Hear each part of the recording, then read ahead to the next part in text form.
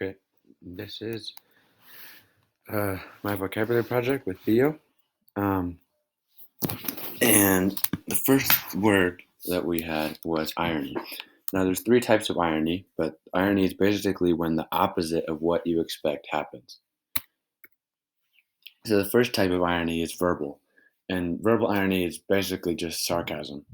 So an example is when Cassius says, "'Tis true, this god did shake," but this is it's sarcastic because Cassius knows that he is not a god. He has many moral flaws. So that's why it's verbal irony.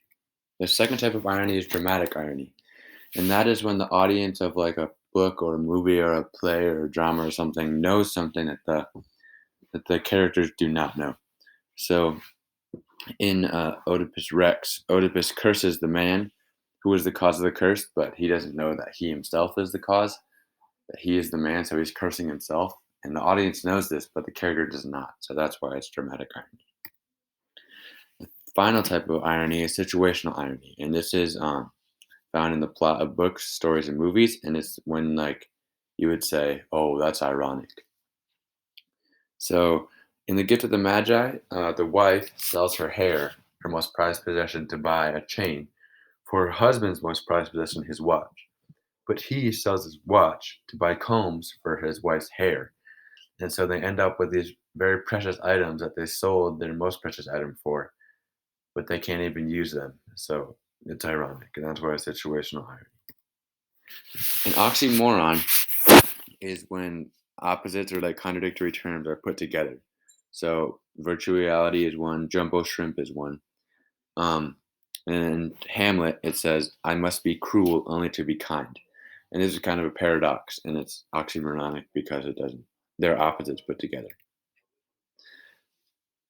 So parallelism is basically where there's similar grammatical structure in sentences, or it can also be similar similar clauses structure in a larger sense. But in The Tale of Two Cities, in the most famous part of the book, the beginning, it says it was the best of times, it was the worst of times, and it says other things like it was the epoch of belief, it was the something something. And by repeating "it was," the readers focus on what comes after because it's the same exact structure. On a similar note to that, anaphora is the repetition of a word or phrase at the beginning of um, repeating sentences. So, an example of this is, first of all, that Tale of Two Cities is also an example, with the "it was" being a phrase that they repeat over and over. But another example is from Richard II, and you read this quote: "This blessed plot, this earth, this realm, this England, this nurse, this teeming womb of royal kings, this land of such dear souls, this dear, dear land." And the repetition of the word "this" creates an effect on the reader, and it highlights the significance of the things after this. That's it for me, I think. I think the others got the rest, so thank you for listening.